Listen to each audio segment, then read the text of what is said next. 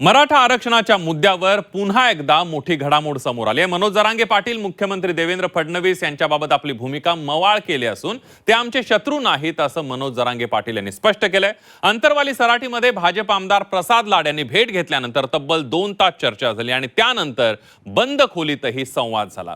जरांगे पाटील यांनी सरकारला 28 मे पर्यंतची मुदत दिली असून मागण्या मान्य न झाल्यास उपोषणाचा इशारा दिलाय, तर दुसरीकडे सरकारकडून सकारात्मक तोडगा निघेल असा विश्वास व्यक्त केला जातोय। आता सर्वांचं लक्ष लागलंय पुढल्या निर्णयाकडे।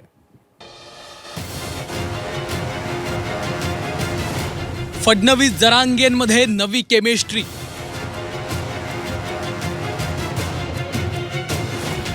फडणवीसांबाबत जरांगेंची नरमाईची भूमिका।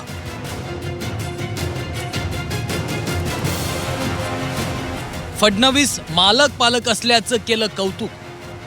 मराठा आंदोलनात आतापर्यंत मनोज जरांगेंच्या टार्गेटवर कायमच मुख्यमंत्री देवेंद्र फडणवीस राहिले। फडणवीसांवर टीका करण्याची एकही संधी मनोज जरांगेंनी सोडली नव्हती। कधी कधी वैयक्तिक आणि खालच्या पातळीवरही टीका करण्याची संधी जरांगेंनी सोडली नव्हती। पण गेल्या वर्षभराच्या काळात पुलाखालून बरंच पाणी वाहून गेलेलं दिसतंय। आता मनोज जरांगेंची देवेंद्र फडणवीसांबाबतची भाषा मवाळ झाली आहे। फडणवीसांनीच मराठ्यांना आरक्षण मिळवून दिल्याचं मनोज जरांगेंनी सांगितलं। केलं म्हणून जसं तुम्ही हैदराबादचा JR काढला, आम्ही सांगितलं फडणवीस साहेबांनी आणि त्या विखे पाटलांनी हे काम केलं, तसं त्यांनी 58 लाख नोंदी शोधल्यात म्हणलं मराठ्याच्या मनावर थोडं राज्य करायला लागले। जसं आज 6 दिवसापासून तुम्ही राज्य करायला लागलात। नाही खरं सांगतो म्हणा, मी काय माझ्या पोटात पापराव, मी काय राक्षस तोडायचे, जे आहे ते बोलतो। मनोज जरांगे पाटलांनी फडणवीस हे मालक पालक असल्याचं म्हटलंय। आम्ही केलेली टीका त्यांनी सहन करावी अशी विनंतीची भाषा केली आहे। मी कुठं वाईट वागलो? मग का आमच्यावर दोष? बोललो असतो तुम्ही मालक आहेत, थोडक्यात काय झालं बोललो म्हणून? मालकत्व तुम्हाला स्वीकारायचंय, पालकत्व तुम्हाला स्वीकारायचंय, समता ठेवा ना। उचित बोललेलीच काय फरक पडला?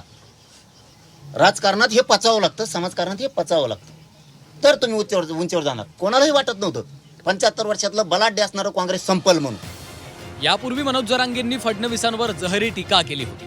त्या टीकेवरही मनोज जरांगे स्पष्टीकरण देताना दिसले। एवढंच नाही तर आंदोलनात फडणवीसांवर बोललो, त्याबाहेर आपण त्यांना वाईट वागड्या बोललोच नाही अशी कबुलीही त्यांनी दिली। एकेरी उल्लेखातही प्रेम असल्याचं जरांगे सांगताना दिसले।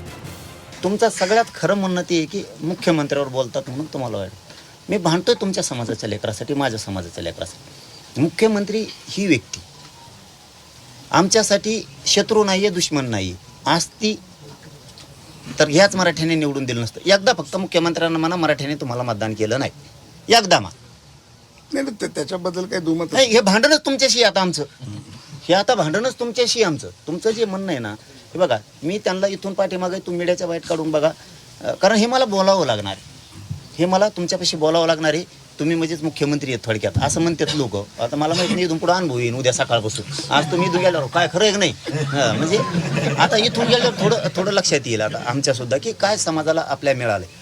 हे बघा तुमची आई खरंच आमची आई आहे, इतके संस्कृती सोडलेले लोक आम्ही नाही।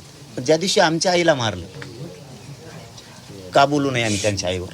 उपोषणात होतो, हे बघा उपोषणात कोणाकडून पण कसे पण शब्द जाते, उपोषणाच्या बाहेरचे शब्द दाखवा मला।